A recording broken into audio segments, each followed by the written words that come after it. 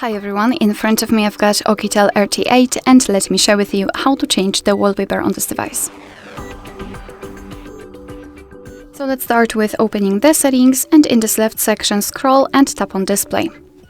Now let's find wallpaper, and here we've got some albums from which we can choose the wallpaper from.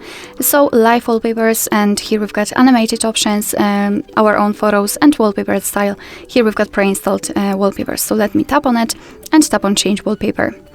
Right here we have to tap on device wallpapers to check the pre-installed options, and to check the preview of it, simply tap.